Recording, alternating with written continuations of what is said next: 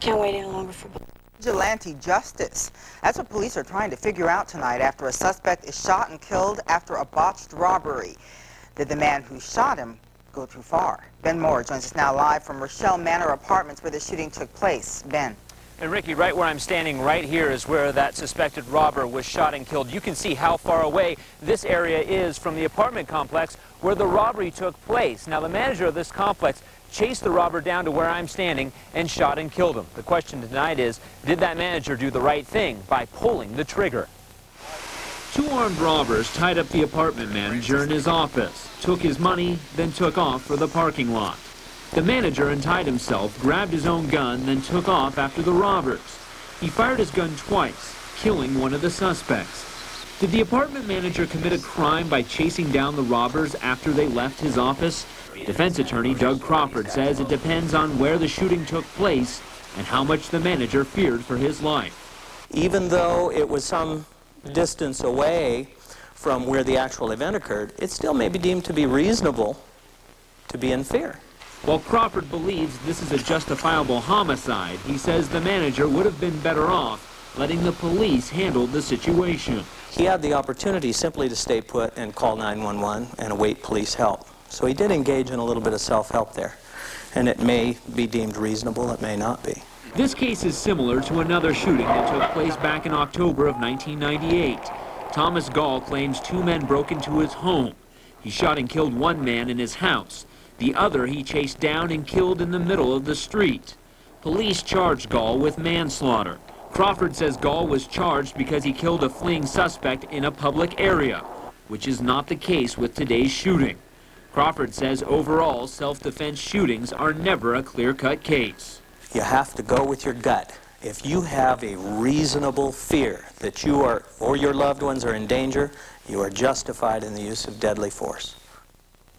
Now, the police have yet charged the manager here at this complex with any type of crime. As we mentioned, there were two robbers in this case. One was killed, the other remains on the loose. Ricky, back to you. All right, thanks a lot, Ben. Now, as for Tom Gall, the man in that story, the one charged with voluntary manslaughter back in that shooting of October of '98, his arraignment has been postponed until January so he can talk to his court-appointed attorney. Gall reportedly wants to represent himself in court.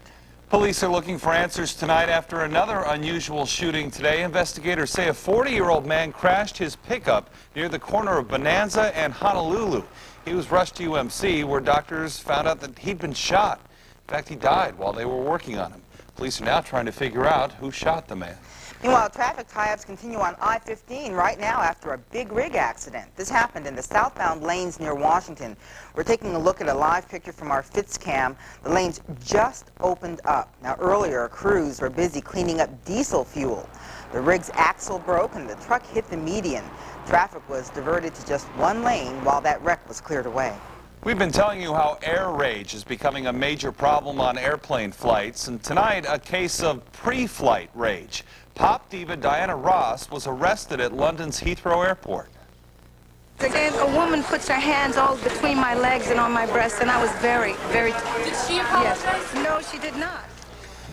All right, Ross was yanked off the Concorde and arrested after allegedly attacking a security guard inside the airport in London.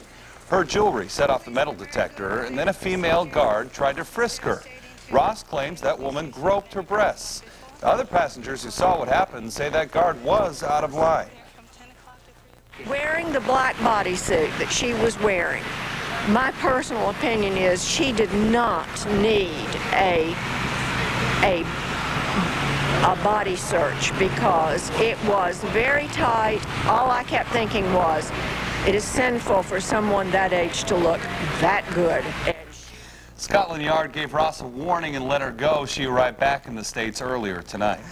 For some other vacationers, their cruise turned to chaos. They survived a fire and a hurricane, and tonight they're talking about their terror on the high seas. I'm going to get them moving away. Emotions overflow. The Carnival Tropical's passengers are now home and safe. Survivors of fire and foul weather. The engine room fire broke out Sunday night. Smoke